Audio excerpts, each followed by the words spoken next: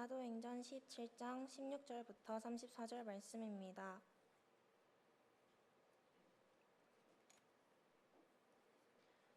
사도행전 17장 16절부터 34절 말씀 제가 봉독하겠습니다. 바울이 아덴에서 그들을 기다리다가 그 성의 우상이 가득한 것을 보고 마음에 격분하여 회당에서는 유대인과 경건한 사람들과 또 장터에서는 날마다 만나는 사람들과 변론하니 어떤 에피쿠로스와 스토아 철학자들도 바울과 쟁론할세 어떤 사람은 이르되 이 말쟁이가 무슨 말을 하고자 하느냐 하고 어떤 사람은 이르되 이방 신들을 전하는 사람인가 보다 하니 이는 바울이 예수와 부활을 전하기 때문이로라. 그를 붙들어 아레오바고로 가며 말하기를 네가 말하는 이 새로운 가르침이 무엇인지 우리가 알 수 있겠느냐. 네가 어떤 이상한 것을 우리 귀에 들려주니 그 무슨 뜻인지 알고자 하노라 하니 모든 아덴 사람과 거기서 나그네 된 외국인들이 가장 새로운 것을 말하고 듣는 것 이외에는 달리 시간을 쓰지 않음이더라. 바울이 아레오바고 가운데 서서 말하되 아덴 사람들아 너희를 보니 범사에 종교심이 많도다. 내가 두루 다니며 너희가 위하는 것들을 보다가 알지 못하는 신에게라고 새긴 단도 보았으니 그런즉 너희가 알지 못하고 위하는 그것을 내가 너희에게 알게 하리라. 우주와 그 가운데 있는 만물을 지으신 하나님께서는 천지의 주제시니 손으로 지은 전을 계시지 아니하시고 또 무엇이 부족한 것처럼 사람의 손으로 섬김을 받으시는 것이 아니니 이는 만민에게 생명과 호흡과 만물을 친히 주시는 이심이라. 인류의 모든 족속을 한 혈통으로 만드사 온 땅에 살게 하시고 그들의 연대를 정하시며 거주의 경계를 한정하셨으니 이는 사람으로 혹 하나님을 더듬어 찾아 발견하게 하려 하심이로되 그는 우리 각 사람에게서 멀리 계시지 아니하도다. 우리가 그를 힘입어 살며 기동하며 존재하느니라. 너희 시인 중 어떤 사람들의 말과 같이 우리가 그의 소생이라 하니 이와 같이 하나님의 소생이 되었은즉 하나님을 금이나 은이나 돌에다 사람의 기술과 고안으로 새긴 것들과 같이 여길 것이 아니니라. 알지 못하던 시대에는 하나님이 간과하셨거니와 이제는 어디든지 사람에게 다 명하사 회개하라 하셨으니 이는 정하신 사람으로 하여금 천하를 공의로 심판할 날을 작정하시고 이에 그를 죽은 자 가운데서 다시 살리신 것으로 모든 사람에게 믿을 만한 증거를 주셨음이니라 하니라. 그들이 죽은 자의 부활을 듣고 어떤 사람은 조롱도 하고 어떤 사람은 이 일에 대하여 네 말을 다시 듣겠다 하니 이에 바울이 그들 가운데서 떠나매 몇 사람이 그를 가까이하여 믿으니 그 중에는 아레오바고 관리 디오노시오와 다말이라 하는 여자와 또 다른 사람들도 있었더라. 아멘.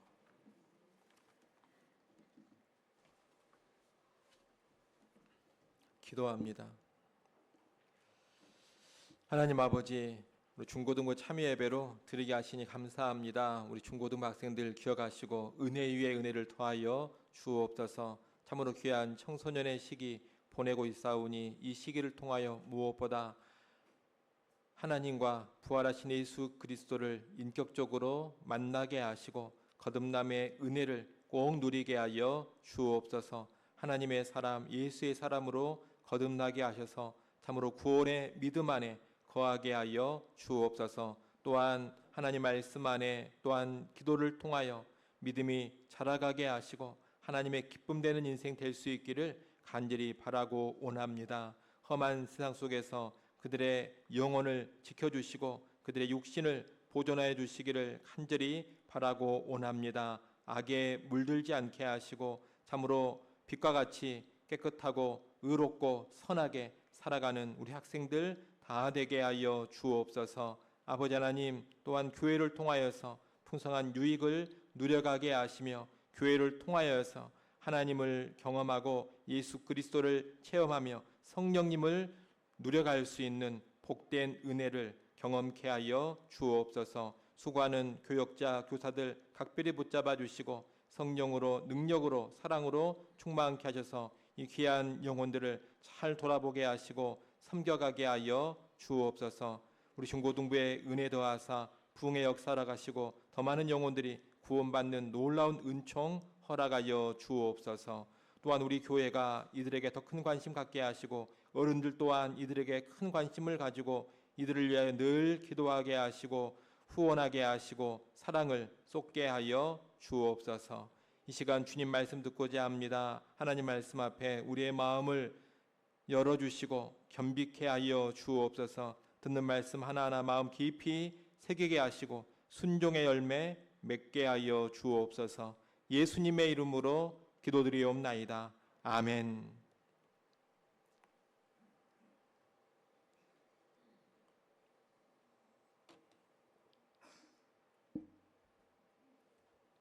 오늘날 우리가 살아가는 세상은 참으로 급격하게 변하고 있습니다. 문명이 최첨단을 달리고 있고 문화가 아주 세련되어졌습니다. 그리고 사람들은 저마다의 성공의 방식을 가지고 살아가고 있습니다.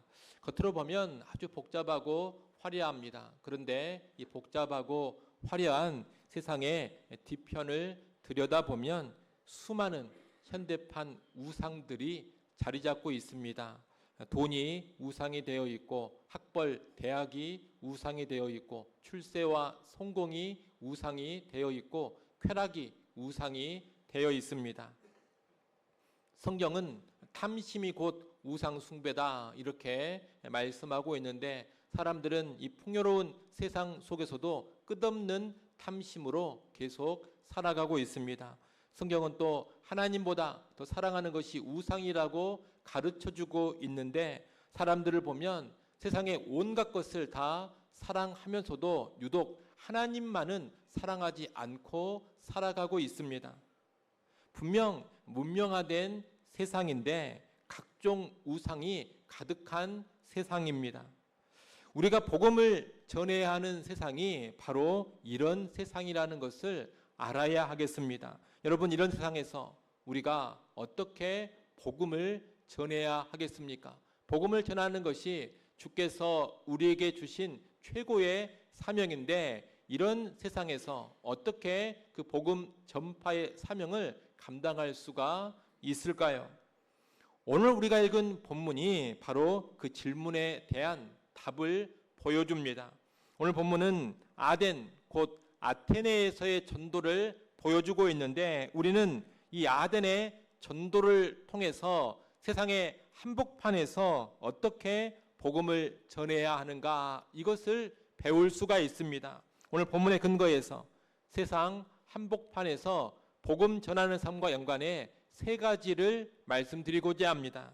첫째, 우리는 거룩한 분노를 품고 세상을 향해 나가야 합니다.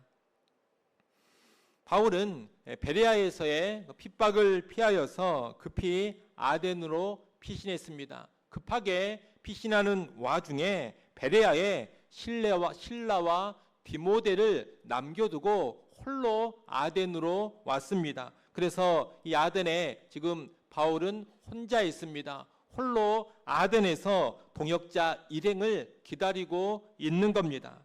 당시 아덴 즉 아테네는 학문과 철학 그리고 예술의 수도였습니다. 예술이 크게 발달했고 깊이 있는 학문적 토론이 끊이지 않던 그런 지성인들의 도시가 아테네였습니다.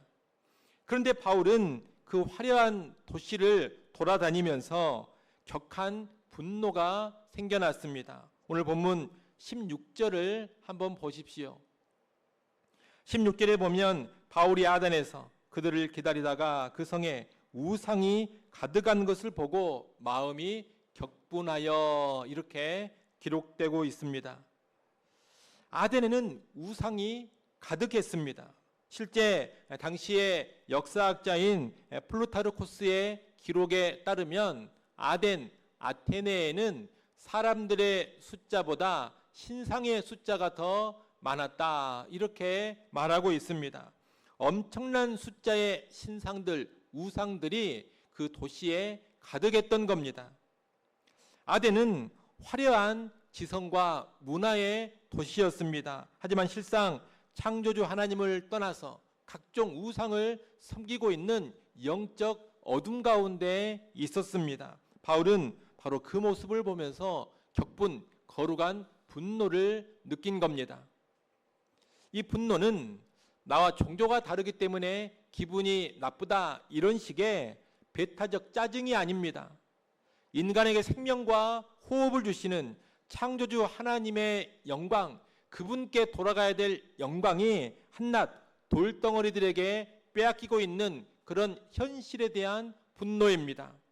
또 하나님을 영화롭게 해야 하는 인간의 존재의 이유를 망각해버리고서 가짜 신들에게 그들의 인생을 갖다 바치고 있는 사람들의 상태에 대한 분노입니다. 정확히 말한다면 바울의 분노는 사람을 향한 분노라기보다 하나님을 떠난 인간의 영적 상태에 대한 분노였습니다. 바울의 심령에 그런 거룩한 분노가 일어났던 겁니다. 여러분, 성경에 보면 종종 이런 거룩한 분노의 모습이 나옵니다. 언제나 깨어있는 하나님의 사람들이 이런 거룩한 분노를 보여줍니다. 거룩한 분노는 깨어있는 하나님의 사람이라면 마땅히 가져야 될 감정인 것입니다. 오늘 우리에게는 어떻습니까? 여러분, 예수 믿고 신앙생활을 하고 있는데 하나님을 아는 사람들이라고 하는데, 여러분 이 세상을 살아가면서 거룩한 분노를 느껴본 적이 있습니까? 하나님을 무시하고 하나님이 없다고 말하는 사람들, 심지어 하나님을 조롱하는 사람들을 바라볼 때 여러분의 마음속에 거룩한 분노, 격분이 일어납니까?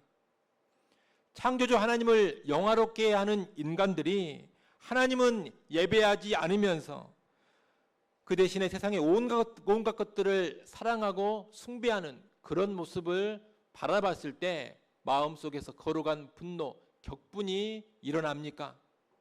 심지어 교회를 다닌다는 사람들이 세상을 사랑하고 이런저런 우상들을 마음에 은밀히 품고 살아가는 것을 바라봤을 때 그 마음 가운데 여러분 거룩한 분노가 일어납니까? 어떻게 저렇게 살아갈 수가 있는가? 저렇게 내버려 둬서는 안 되겠다. 화가 나서 도무지 참을 수가 없다. 여러분, 이런 격분이 일어나냐는 겁니다.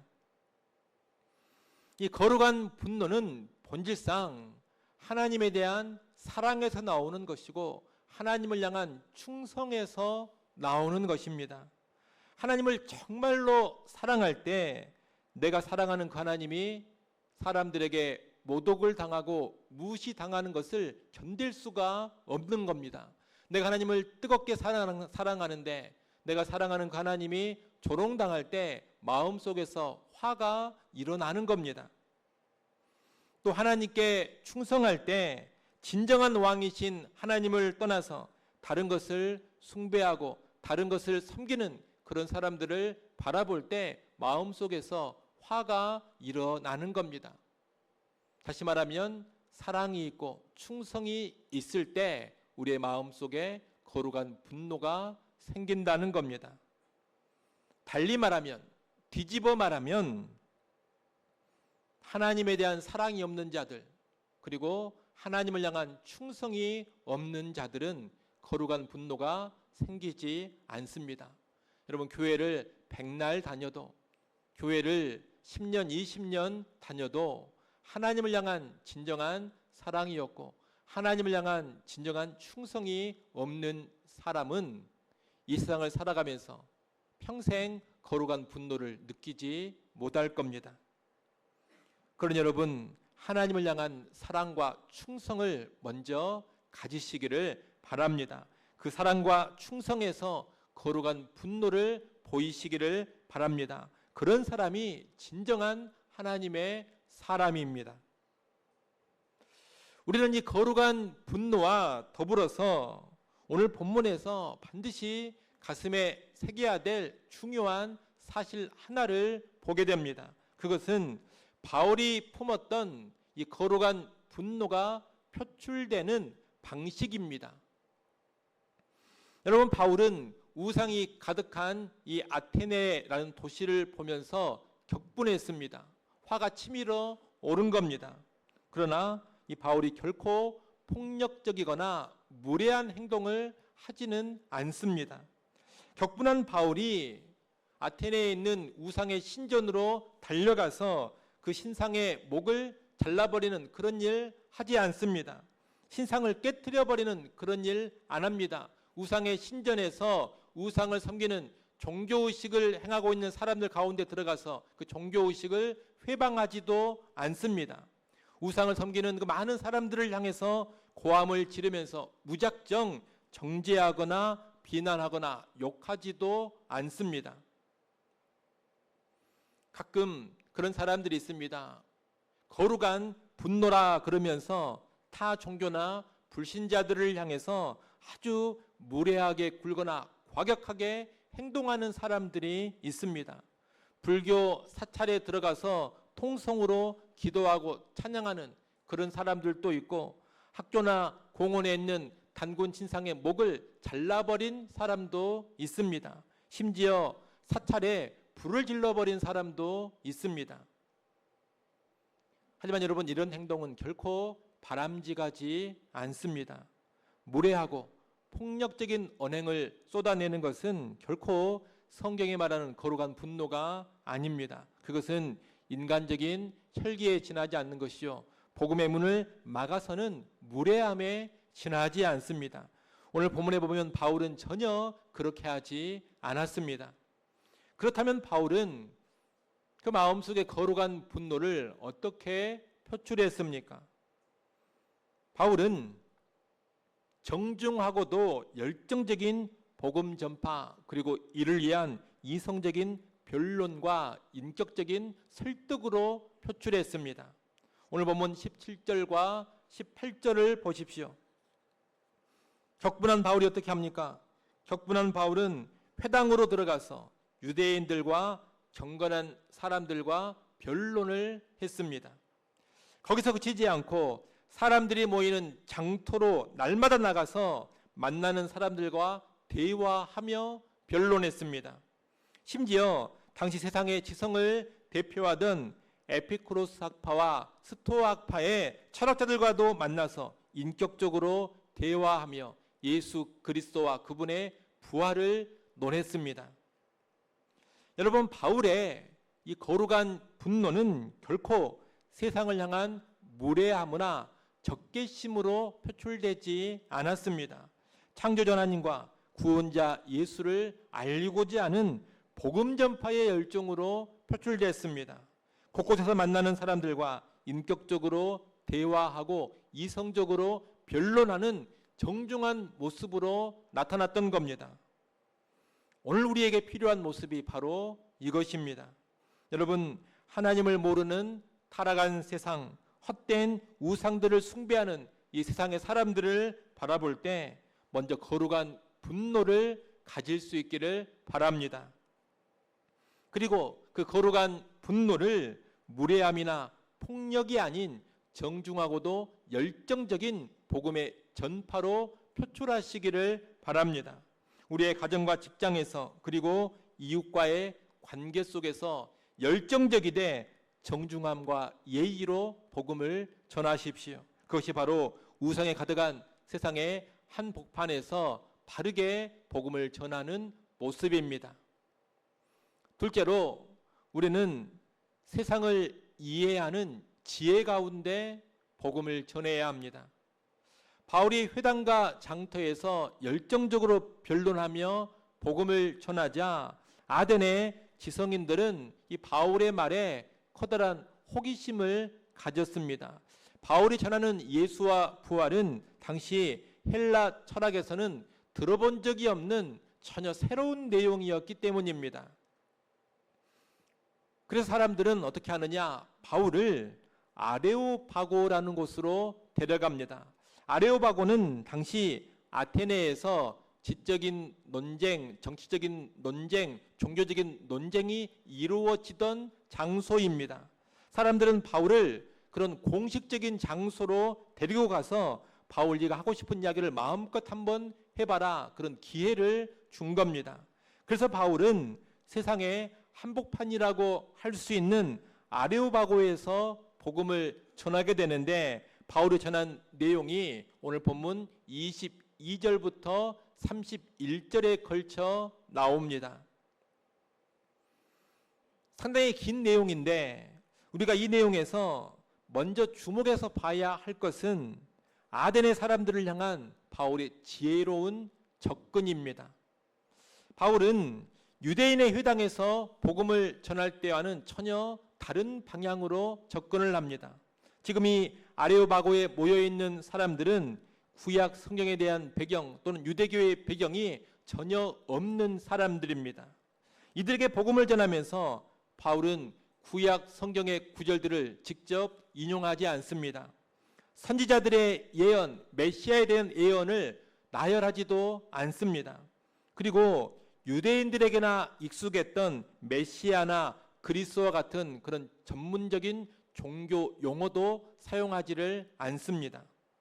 대신에 바울은 아덴 사람들의 문화 속에서 그들과 소통을 하려고 합니다. 22절에서 보면 바울은 아덴 사람들아 너희를 보니 범사에 종교성이 많도다 이 말로 시작을 합니다. 그들의 종교적인 관심사를 긍정적으로 언급하면서 다가서고 있는 겁니다.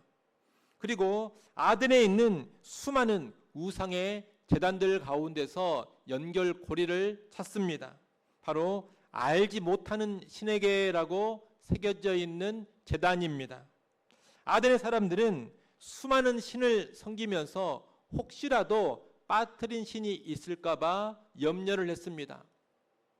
다른 신들은 잘 섬겨주고 있는데 혹시라도 어떤 신 하나를 빠뜨려 버리면 그 신이 화가 나서 저주를 내리지 않을까 이런 불안감이 있었던 겁니다. 그래서 알지 못하는 신에게라는 제단까지 만들어 놓고 그 신을 섬겼던 겁니다.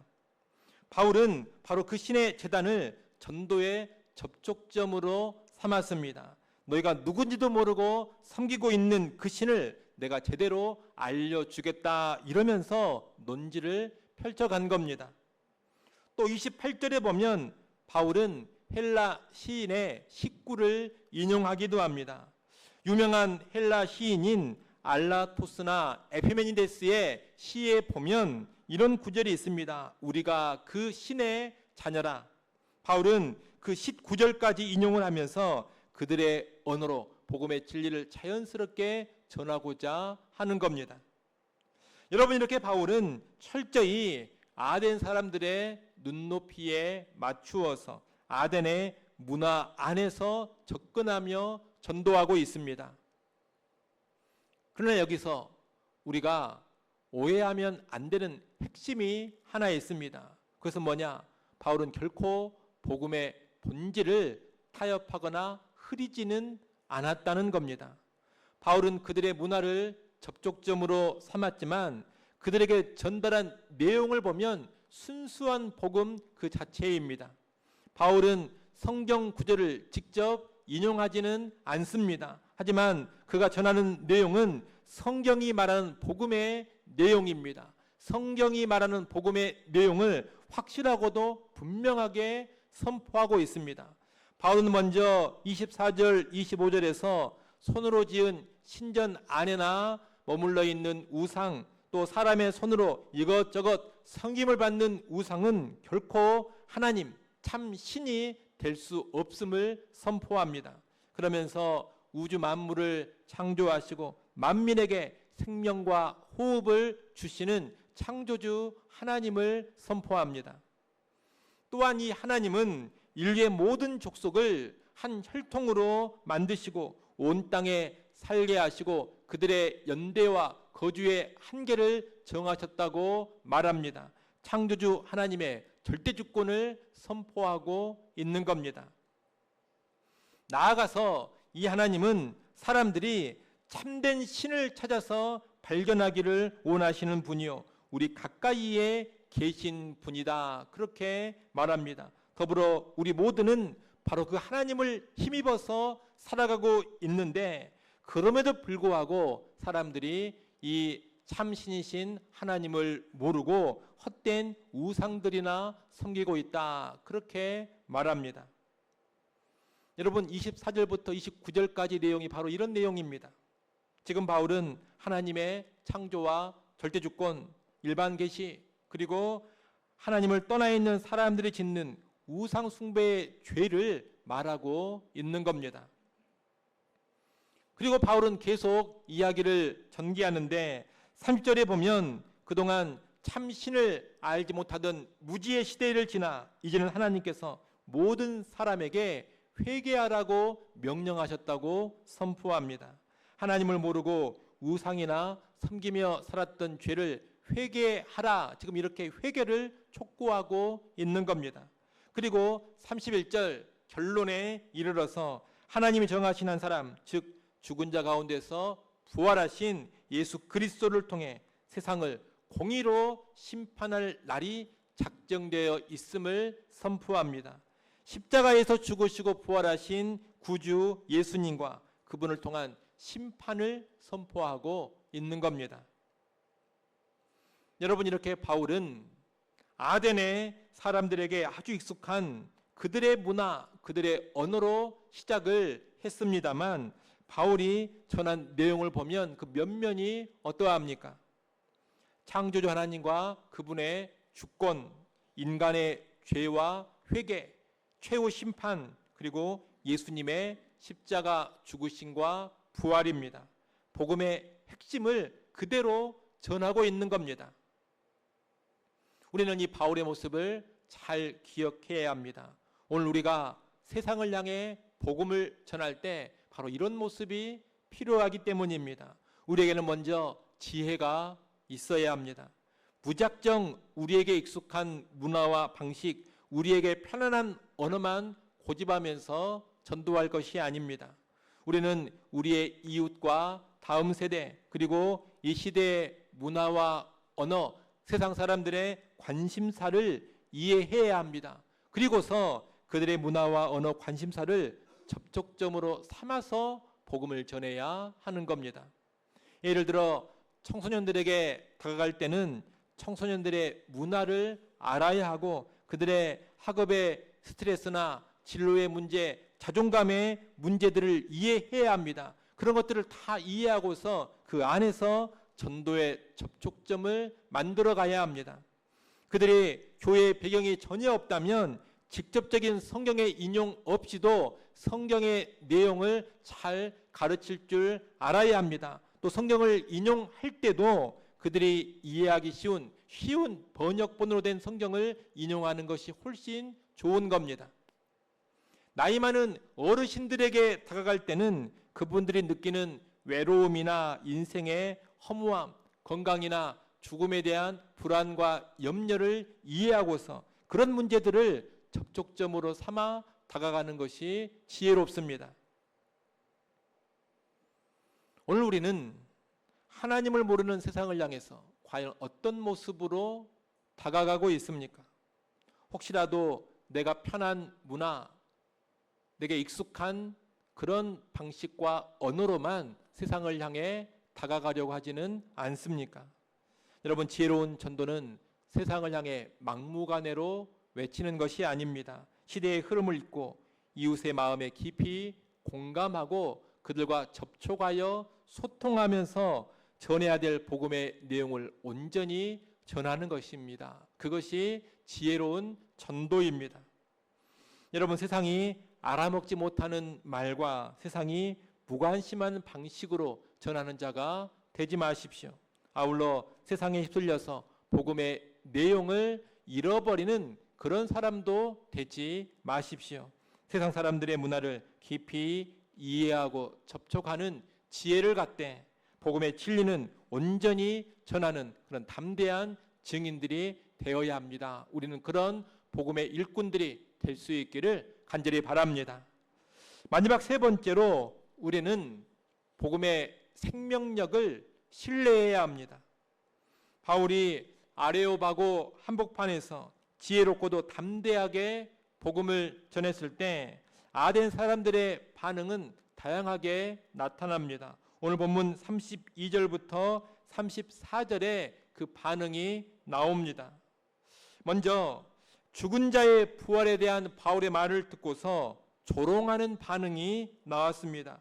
32절 상반절에 그들이 죽은 자의 부활을 듣고 어떤 사람은 조롱도 하고 이렇게 기록되어 있습니다. 당시 아덴, 아테네를 지배하던 헬라 철학은 영혼과 육신을 철저히 분리시켜서 이해했습니다. 영혼과 육체를 철저히 분리시켜서 영혼은 선하고 좋은 것인데 육체는 악하고 나쁜 것이다. 그렇게 이해를 했습니다. 그런 가운데 영혼이 육체를 벗어나는 것이 참된 자유요 구원이다. 그렇게 믿었습니다.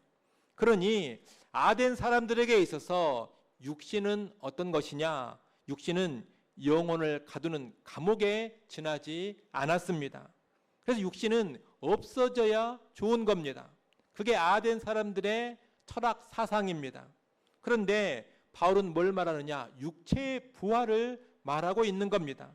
그러니 지배적인 이 아덴의 철학 사상과 전혀 안 맞습니다. 헬라 철학 신봉자들에게는 육체의 부활이 너무나도 어리석은 소리로 들리는 겁니다. 공부를 제대로 안 했구나, 뭘 모르는구나, 뭘 모르니 지금 저런 육체의 부활 같은 소리를 하고 있다, 이렇게 이해를 한 겁니다. 그래서 그들은 바울의 이 부활의 메시지를 듣고서 비웃고 조롱을 한 겁니다. 또 하나의 반응은 유보입니다. 32절 하반절에 보면 어떤 사람은 이 일에 대하여 내 말을 다시 듣겠다, 그렇게 반응했습니다. 나름 호기심과 지적인 관심은 발동을 했지만 회개하여 예수님을 구주로 믿는 것은 주저했던 겁니다. 그들은 결단을 회피하는 미온적인 태도를 취했습니다. 마지막 반응은 믿음입니다. 34절 말씀을 여러분이 한번 읽어보십시오. 34절 말씀 읽습니다. 몇 사람이 그를 가까이하여 믿으니 그 중에는 아레오바고 관리 디오시노시와 다말이라 하는 여자와 또 다른 사람들도 있었더라. 아멘. 이 아덴의 전반적인 반응이 조롱과 유보였는데 그 가운데 믿는 사람들이 있었습니다. 특히 아레오바고 관리인 디오누시오가 믿었다는 사실이 놀랍습니다. 아레오바고 관리는 아테네의 최상류층 지성인으로서 최고의회의 의원직을 수행하는 사람입니다. 탁월한 지식과 명예를 가진 엘리트인 겁니다. 그런 사람이 바울이 전한 부활의 복음을 받아들이고 예수님을 구주로 영접한 겁니다. 또한 다말이라는 여자를 비롯한 소수의 사람들이 복음을 수용하고 믿음의 길로 들어섰습니다. 이 다양한 반응들은 우리에게 두 가지 진리를 함께 가르쳐 줍니다. 하나는 복음을 받아들이는 데에는 실제 토양이라는 것이 작동을 한다는 겁니다. 그리고 또 하나는 그 토양이 아무리 척박하다 하더라도 복음 그 자체의 생명력은 결코 꺾이지 않는다는 겁니다. 우리는 이 두 진리, 복음을 받아들이는 데는 실제로 토양이라는 것이 작용한다. 그리고 토양이 아무리 척박해도 복음 자체의 생명력이 꺾이지 않는다. 이 두 가지 진리를 기억을 해야 합니다. 이 아덴에서는 다른 곳과 달리 복음에 대한 반응이 그렇게 크지 않았습니다. 상대적으로 소수의 사람이 예수님을 구주로 믿었습니다. 이것은 아덴의 토양과도 연관이 있습니다. 아덴은 다른 도시들보다 유달리 철학의 사상이 발달한 곳입니다. 세상 지식에 대한 자부심, 갈망이 아주 큰 도시가 아테네입니다. 더불어 우상 숭배가 아주 만연한 도시이기도 합니다.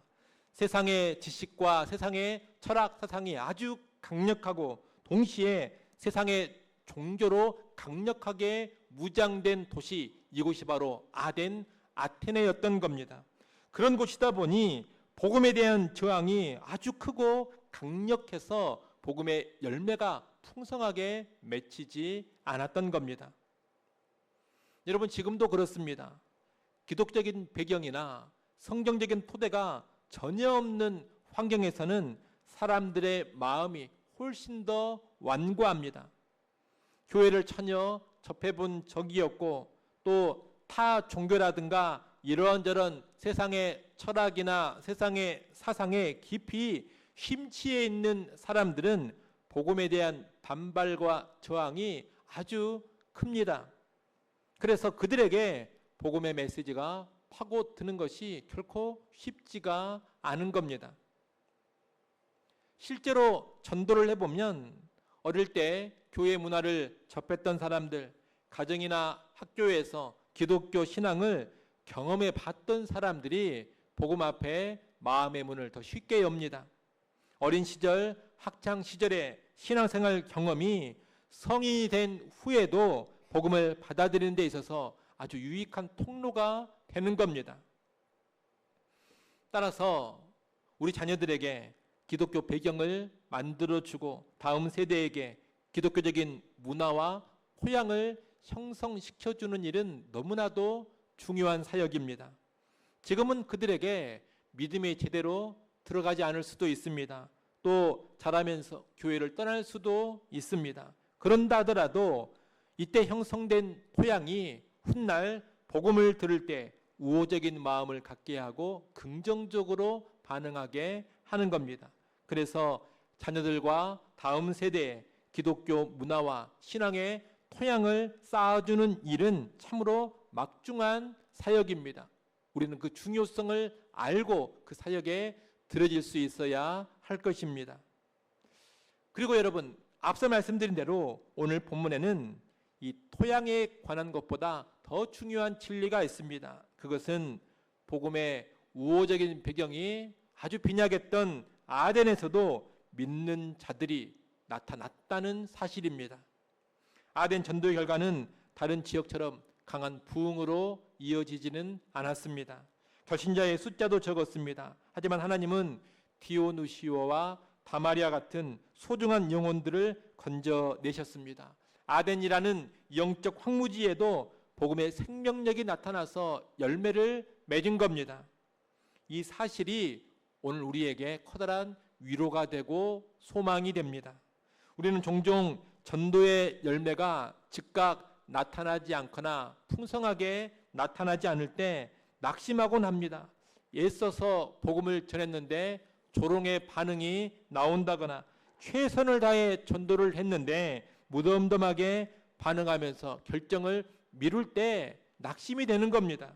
복음 전하는 것이 과연 효력이 있는가? 이 척박한 사람들에게 정말로 믿음이 생기고 변화가 일어날까? 내가 괜한 수고를 하고 있는 것은 아닌가? 이런 생각이 드는 겁니다. 하지만 여러분, 우리가 꼭 기억해야 합니다. 복음에는 생명력이 있습니다. 영적 황무지와 같이 땅의 상태가 아무리 척박하다 하더라도 믿음 안에서 진실하게 뿌려진 복음의 씨앗은 헛되이 돌아오지 않습니다. 반드시 열매를 맺게 됩니다. 바울이 아덴에서 복음을 전했을 때 조롱과 밋밋한 유보 가운데서도 디오누시오, 다말이라는 귀한 결실을 얻었습니다. 그처럼 우리가 선포하는 복음은 척박한 땅에서도 반드시 생명력을 나타내서 믿을 자를 믿게 만드는 겁니다. 여러분, 이 사실을 확신해야 됩니다. 사람들의 조롱이나 냉담한 반응 앞에서 지치거나 낙담하지 마십시오. 결과에 대한 부담감은 다 내려놓으시고 열매를 맺게 하는 복음의 능력만을 신뢰하십시오. 거절하는 자들, 미루는 자들이 많다 하더라도 그 가운데 하나님께서 예비하신 영혼들이 있습니다. 그 사람은 복음 앞에 반응하고 주께 돌아오게 될 겁니다. 이를 확신하시고 오늘 또 소망 중에 이 세상에 복음의 씨앗을 뿌리는 복음의 일꾼들이 될 수 있기를 바랍니다. 이제 말씀을 맺습니다. 여러분, 바울의 이 아덴 전도는 세속 사회에서 우리가 어떻게 전도해야 하는가, 이것을 잘 보여줍니다. 우리가 살아가는 이 세상은 바울이 홀로 섰던 아덴과 별반 다르지 않습니다. 지금도 세상 사람들은 각종 철학과 이런저런 사상으로 무장을 한 채 성공과 물질과 쾌락이라는 우상을 숭배하고 있습니다. 하나님과 구주 예수를 모른 채 심판을 향해 달려가고 있습니다. 바로 이런 세상 한복판으로 하나님께서 우리를 복음의 증인으로 보내신 겁니다. 여러분, 우리가 보냄받은 이 세상에서 먼저 우상들을 바라보면서 또 우상을 숭배하는 사람들을 보면서 거룩한 분노를 품기를 바랍니다. 그러나 그 분노를 무례한 정죄와 과격한 언동으로 표출하지 마십시오. 정중하면서도 열정적인 복음의 전파로 그 거룩한 분노를 표출하시기 바랍니다. 또한 나에게 익숙한 문화와 익숙한 언어만 고집하지 마시고 이웃과 다음 세대를 이해하면서 지혜롭게 소통하고자 하십시오. 그러나 복음의 진리는 결코 타협하지 마시고 온전한 복음을 담대하게 전하고자 하십시오. 무엇보다 사람들의 냉담함과 척박한 현실 앞에서 결코 낙심하지 마십시오. 비록 조롱이 많고 거부가 많다 하더라도 복음은 사람을 구원하는 하나님의 능력입니다. 아덴에서도 믿는 사람들이 나타난 것처럼 오늘 이 시대에도 하나님께서 복음으로 구원하실 사람들이 반드시 있습니다. 그러므로 낙심하지 마시고 하나님께서 맺게 하실 복음의 열매를 기대하면서 복음을 전하십시오. 이번 한 주가도 여러분 우상 가득한 이 세상 속에서 거룩한 분노, 거룩한 지혜, 그리고 거룩한 기대를 가지고서 복음 전해가는 우리 모두가 될 수 있기를 간절히 바랍니다. 기도합니다. 하나님 아버지, 어두운 세상으로 우리를 복음의 증인으로 파송하셨음을 우리가 기억해야 하여 주옵소서. 우상 가득한 세상에서 주신 복음의 사명 잘 감당하기를 원합니다. 무엇보다 먼저 이 우상 가득한 세상에서 거룩한 분노를 품되 무례함이나 과격함이 아닌 정중함과 열정으로 복음을 전하게 하여 주옵소서. 세상과 소통하는 지혜를 가지고서 담대하게 전해야 될 복음을 온전히 전하게 하여 주옵소서. 사람들의 반응에 낙심하지 않게 하시고 복음의 생명력을 믿으며 내가 있는 곳에서 소망 가운데 복음을 전하게 하여 주옵소서. 우리 모든 영광의 성도들이 세상 한복판에서 온전한 복음의 증인으로 꼭 서게 하여 주옵소서. 예수님의 이름으로 기도드리옵나이다. 아멘.